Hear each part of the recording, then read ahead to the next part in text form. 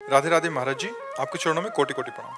महाराज जी, यदि कोई लड़की छेड़छाड़ या शारीरिक उत्पीड़न का शिकार कार्य क्षेत्र या घर पर हुई हो और महाराज जी का अनुसरण करने के बाद भी यदि वो उस व्यक्ति को माफ नहीं कर सकती और आघात के साथ आगे नहीं बढ़ पा रही, तो क्या किया जाना चाहिए इस संदर्भ में महाराज जी? हम तो ऐसे सब माताओं बहनों से कहते हैं कि ये एक ऐसा चैप्टर है जिसमें हमें क्षमा नहीं करना चाहिए। अगर भूल आपको दिखाई दे रही कि सुधरने लायक आदमी, इससे गलती हो गई तो क्षमा कर देना चाहिए।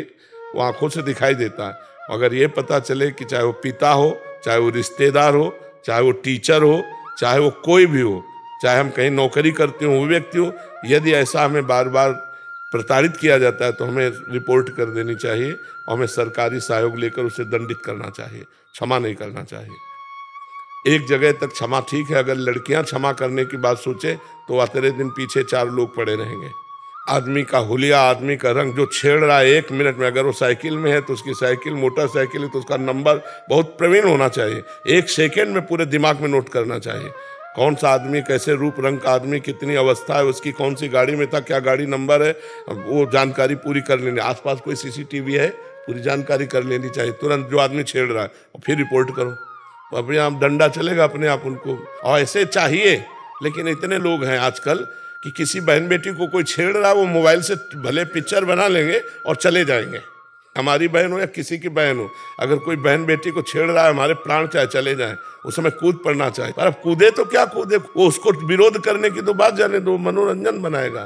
तो हमें लगता है माताओं बहनों को, अगर एक बार कहीं ऐसा नजर आता है कि पहली बार इससे गलती हुई और इसे क्षमा कर देने से आदमी सुधर जाएगा, तो क्षमा कर देना चाहिए, नहीं फिर दबा के नहीं रखना चाहिए, क्योंकि उससे गंदगी बढ़ती चली जाएगी और आपका हृदय जलता चला जाएगा। अगर कोई पारिवारिक सदस्य है या कोई जहां आप काम करते हैं तो उसको एक बार सचेत कर दे कि अगर दोबारा आपने किया तो आप बहुत ही समस्या में फंस जाएंगे। महाराज जी, जब वो सिचुएशन आता है तो इतना भयभीत कर देता है कि आप कुछ कर ही नहीं पाते हो। नहीं, कैसे भयभीत कर देता है? तुम इतना भयभीत कर सकती हो कि उसको भोजन अच्छा नहीं लगेगा। अपने स्वरूप को आप जागृत करो।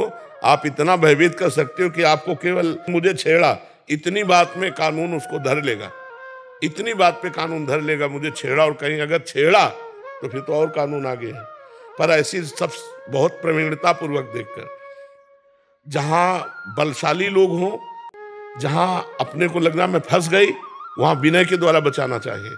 किसी भी तरह अपने को बचा लेना चाहिए, वहां एक्शन नहीं लेना चाहिए। एक्शन तब लेना चाहिए जब अपने को बलवान देखे।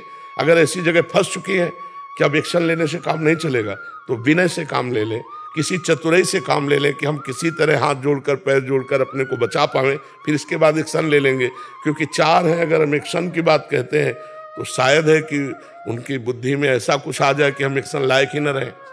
हो सकता है कभी ऐसी परिस्थिति किसी के साथ ना घटे, पर कभी अगर ऐसी घटना हो तो हाथ जोड़कर पैर जोड़कर मैं कभी किसी से कुछ नहीं कहूँगी, मैं कभी नहीं कहूँगी। ऐसा विश्वास दिलाकर यदि अपने प्राण बचाए जा सके तो बाद में तो दंड दिया जा सकता है, लेकिन उस समय जहाँ अपनी समस्या फंस रही हो तो किसी भी तरह अपने को बचाने की चेष्टा करनी चाहिए, भगवान से प्रार्थना करनी चाहिए। क्योंकि बहुत नीच प्रवृत्ति के लोग हैं, तो बहुत ऐसी घटनाएं तो विचलित कर देती हैं। पर जहाँ तक हो सके अपने को बचावे।